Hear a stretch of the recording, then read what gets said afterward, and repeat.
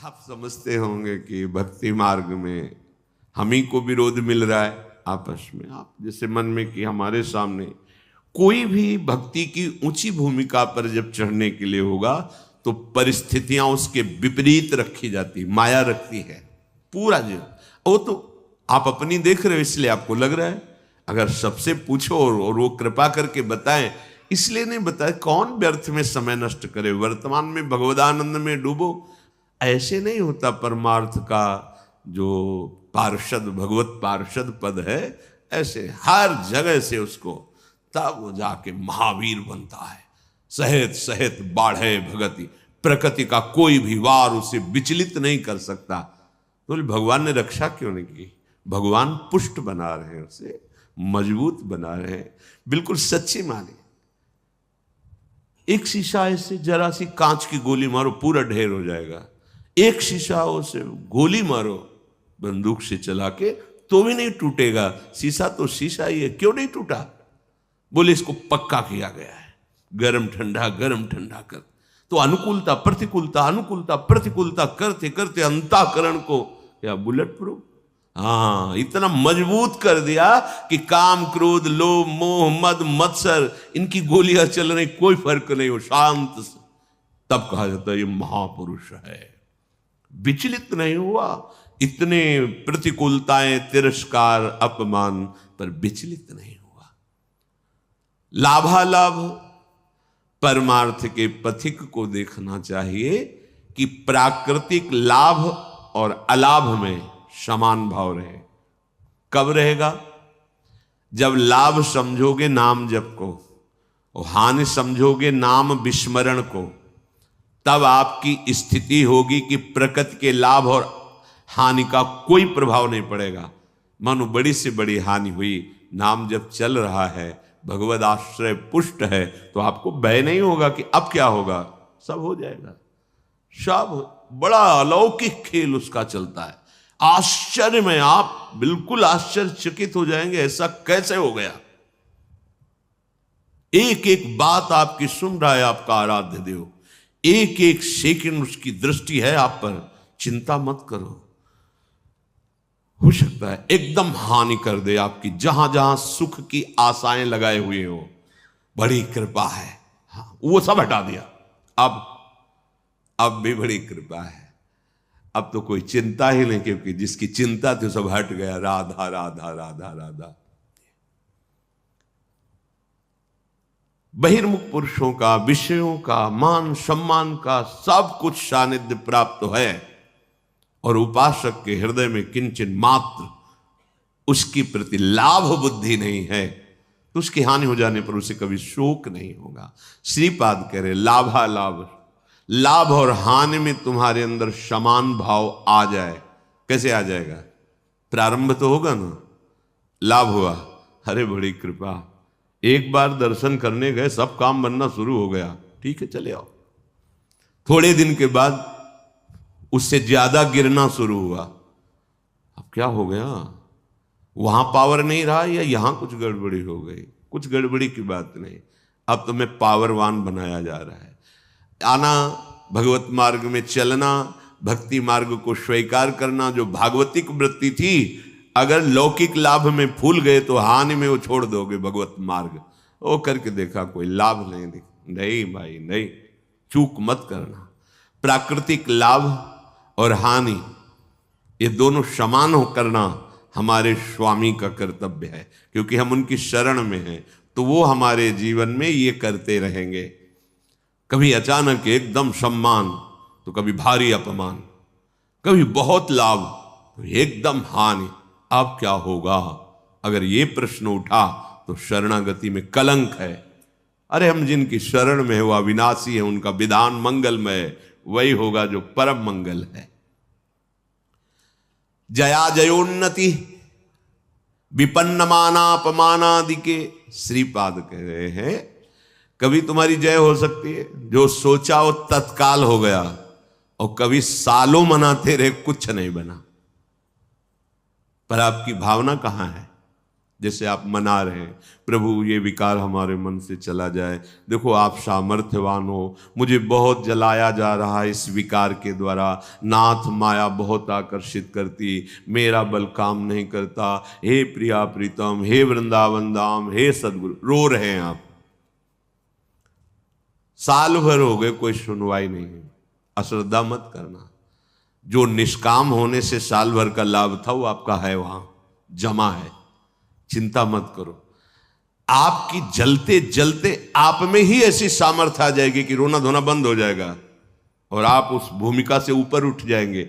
आपको लग रहा है काम तो वैसे ही है, नहीं, आपका काम बनता चला जा रहा है, हृदय की भूमिका पुष्ट होती चली जा रही उस ताप से।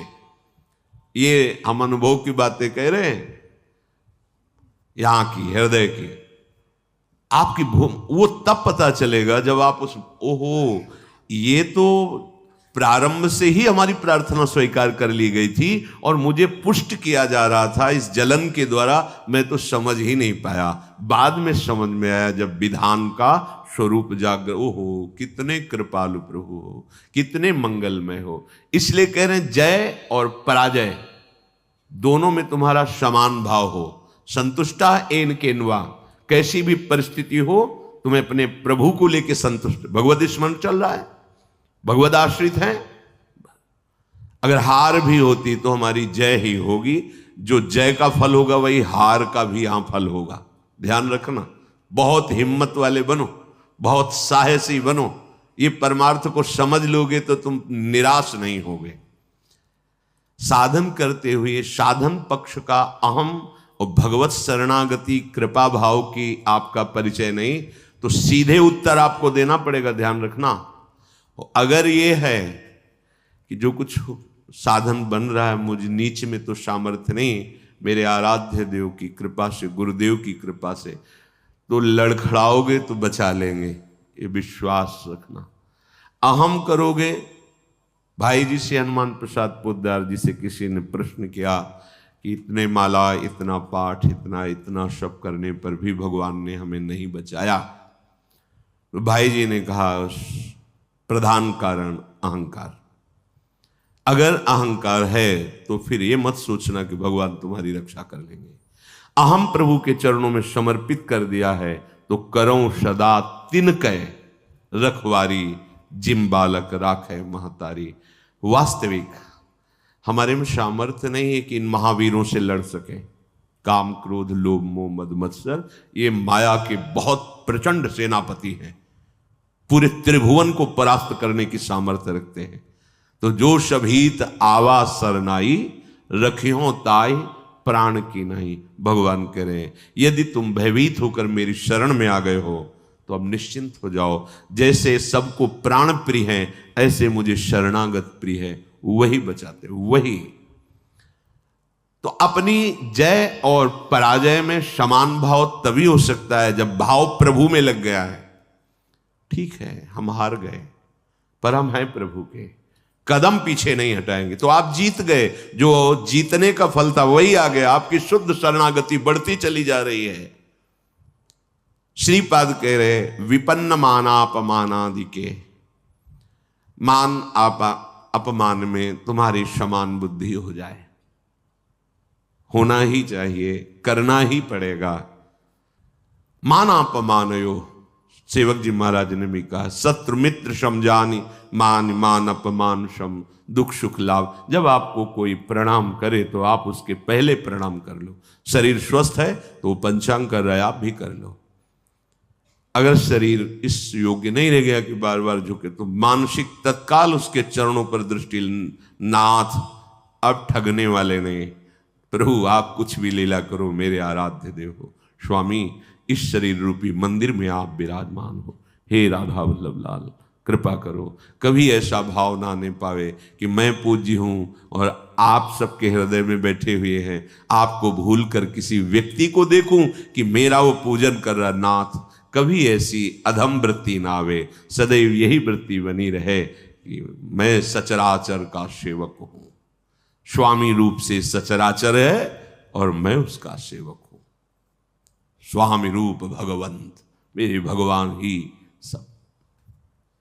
तो मान अपमान व्यापेगा नहीं। तुल्यः कृष्ण निविष्ट धीरधिवसन वृंदावनम वंद्यताम। ऐसे धैर्यवान बनो कि तुम्हारा चित्त श्री कृष्ण प्रिया प्रीतम से कभी अलग ही न हो। अगर आप मान अपमान में, लाभान में, जय पराजय में चित्त दोगे तो प्रभु को भूल जाओगे, तभी प्रभाव पड़ेगा। और प्रभु का अखंड स्मरण चल रहा है तो प्रभाव। देखो, तुम किसी को मनाने की चेष्टा मत करो। अगर कोई तुमसे नाराज है, प्रतिकूल है, कोई तुम्हें नीचा दिखाना चाहता है, तो तुम उसके मनाने की चेष्टा मत करो। उसके हृदय में बैठे हुए प्रभु को दृष्टि में रखो, सब ठीक हो जाएगा। व्यक्ति को मनाने से आप हार जाएंगे, और व्यक्ति के हृदय में बैठे हुए प्रभु का लक्ष्य करके तो आप जीत जाएंगे। ध्यान रखना, ये भी यही के चिंतन की बात कह रहा हूं। अगर ये व्यक्ति राजी हो जाए तो हमारा मार्ग निर्विघ्न हो जाएगा। यही बहुत फंसाए हुए है। उसको दुलार करो, उसको मनाओ, आप फंसते चले जाओगे। ध्यान रखना, इसके हृदय में प्रभु बैठे। नाथ, आप तो जानते हैं हमारी स्थिति कि आपके चरणों के बल से ही है। प्रभु, आप प्रसन्न होइए। नाथ, आप इसके हृदय मंदिर में बैठे हैं, इसके हृदय में भी शीतलता दीजिए और मुझे भी इसकी आसक्ति से मुक्त कीजिए। बिल्कुल बिल्कुल सही मार्ग। प्रभु को भूलकर उस व्यक्ति को अगर मनाने की चेष्टा की तो फंसते चले जाओगे। ध्यान रखना, दृष्टि में आराध्य देव मानकर भावना होनी चाहिए, तभी क्षमता आती है।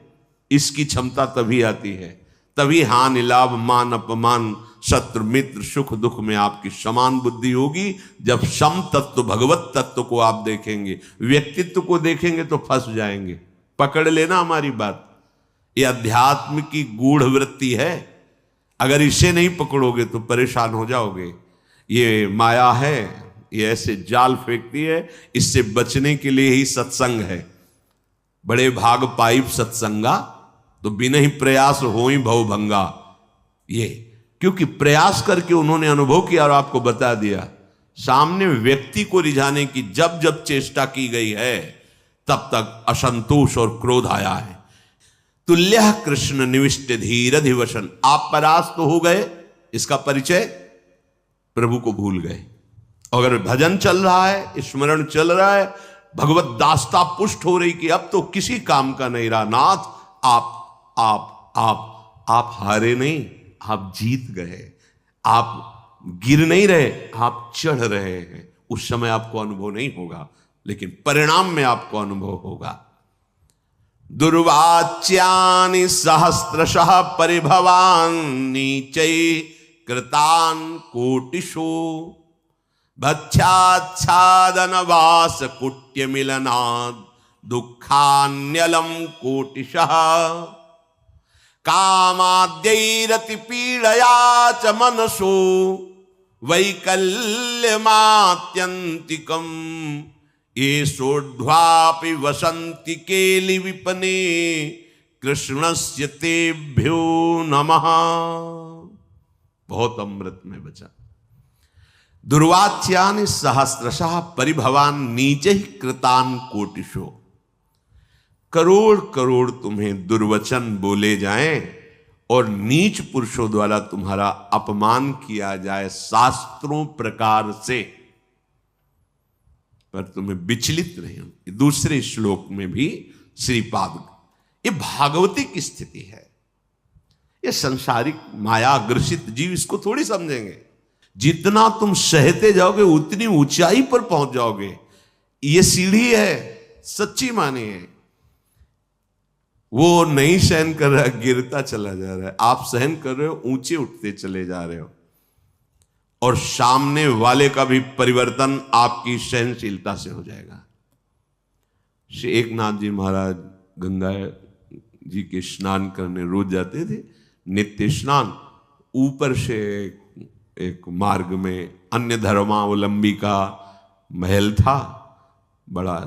जिनके पास सत्संग रूपी महाधन नहीं है, और सब कुछ है, वो बुद्धि के बहुत ही गरीब होते हैं। बुद्धि के बहुत ही गरीब होते हैं। जिनके पास सत्संग रूपी धन है, कुछ भी नहीं है, तो वो विवेकवान महासंपत्तिवान होते हैं। ये भी सबको समझ में नहीं आएगा।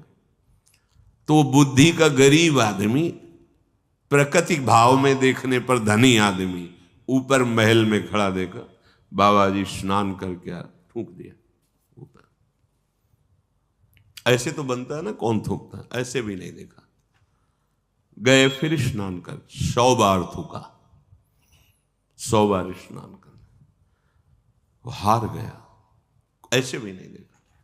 नीचे उतर के आया, साष्टांग प्रणाम किया, जब कहा क्षमा करूं, ऐसे महान हृदय वाले का मैं अपमान कर रहा था, मुझे क्षमा करो, मैं बहुत नीच हूं, मैंने बड़ा अपराध किया।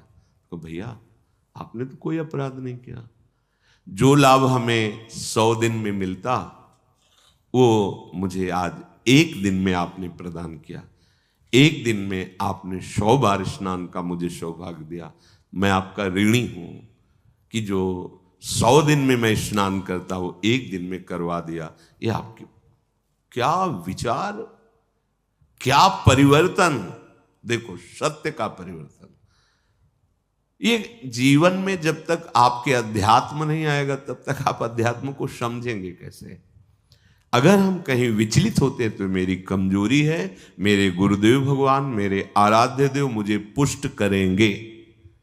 हमको इस पर भी बेपरवाह रहना है कि मैं कमजोर हूं, मेरे आराध्य देव गुरुदेव पुष्ट करेंगे। वो पुष्ट कर रहे हैं, उपदेश कर रहे हैं। दुर्वाच्यानि सहस्त्रशा परिभवान नीचै कृतान कोटिशो। आपके अंदर भी अहंकार कितना बचा है, इसकी परीक्षा है। दुर्वाच्यानि सहस्त्रशा परिभवान नीचै कृतान कोटिशो। नीच पुरुषों द्वारा करोड़ों प्रकार से दुर्वचन या आदि आदि तिरस्कार आदि, आपका हृदय भगवत स्मरण नहीं छोड़ा, ये बात रही। भगवत स्मरण नहीं। भक्षाच्छादन वास कुट्य मिलना दुखान्यलम कोटिशः। कई कई दिन तक आपको भोजन नहीं मिला।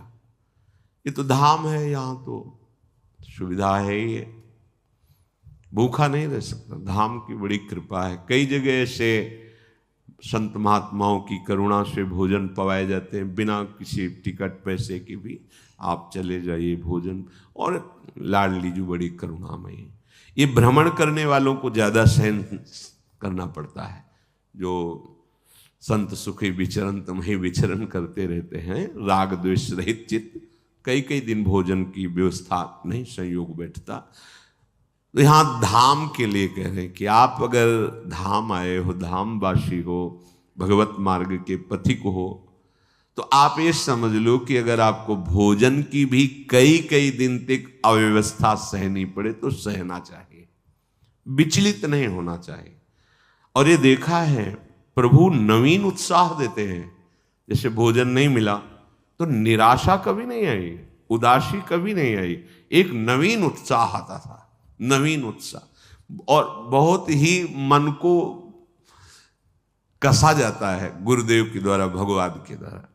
काशी के घाट में थे, कई दिन, 2 दिन में 3 दिन में कभी ऐसे जैसे सत्तुआ, ऐसे सत्तुआ मिल, ऐसे जैसे किसी ने 1 किलो सत्तू ली। अब वहाँ 100 भिक्षुक हैं, तो अब थोड़ा थोड़ा ऐसे ढक्कन ऐसे कमंडल का रख देते, जो तो गंगा जल से जैसे औषधि नहीं आयुर्वेदिक चाटी जाती, ऐसे मिला चाट लिया गंगा जल पे।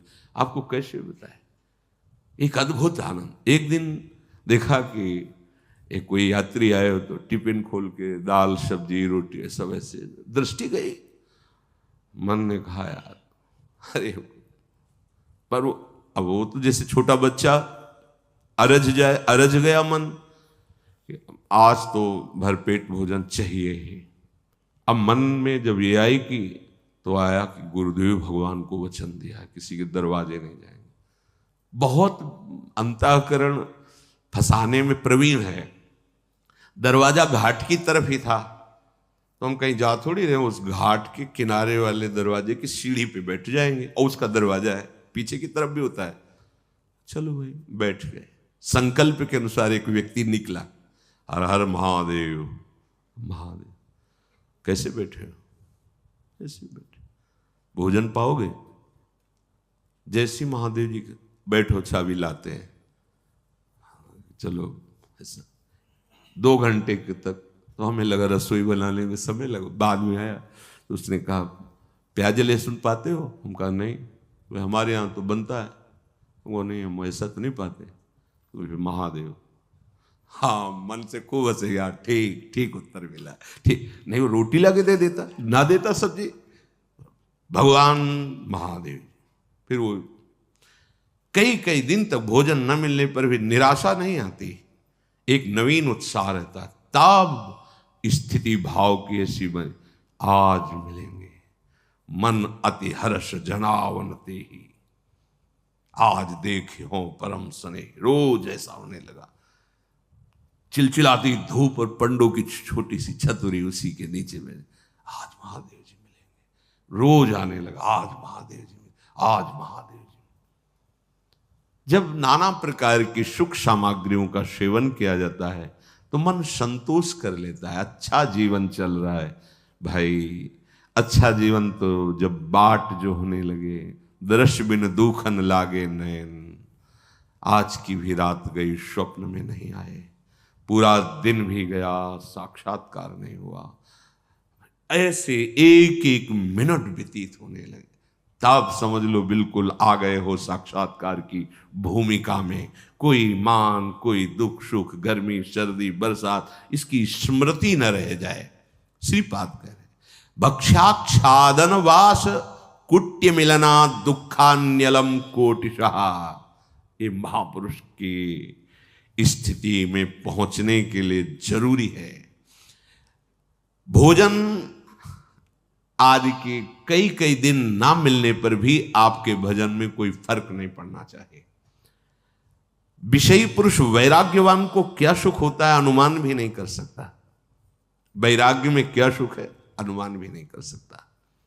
जब जितना तुम सहनशील बनते जाओगे, देखो एक बार चना भुन जाए, फिर चाहे जितना खाद पानी लगा दो उसमें अंकुर होने वाला नहीं। एक बार तो भुनना ही चाहिए। आकृति वही रहती चने की, वो पर अंकुरण रहित हो जाता है। आकृति तो वही रहेगी चने की। व्यवहार में तुम्हें सब चना के समान ही नजर आएगा, पर उसमें अंकुरण होना बंद हो जाएगा क्योंकि भुन गया। इसलिए सहत सहत बाढ़े भगत, उच्च अवस्था प्राप्त करने के लिए ये बात जरूर जरूर। भक्षाद्यान वास कुट्य मिलनाद, रहने की जगह, कपड़ा, भोजन, इनकी कितनी भी असुविधा हो, भगवत चिंतन नहीं छूटना चाहिए। लक्ष्य में निराश नहीं होना चाहिए। फिर और बढ़िया बात कह रहे, कामाद्यैरति पीड़या च मनसो वैकल्यमात्यंतिकम। ये कामादि तुम्हें भारी पीड़ा देंगे। ये भारी पीड़ा को विषयी पुरुष नहीं समझ पाते। जैसा भाव आया वैसा विचरण कर रहे, तो उनको क्या पता चले कि इसकी पीड़ा क्या होती है।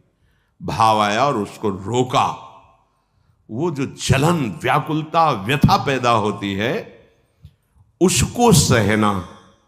देखो यदि काम वासना की तुम मार को नहीं सह पाए तो प्रेम को सहने की योग्यता तुम में आई ही नहीं। प्रेम तो प्रभु को भी विकल कर देता है।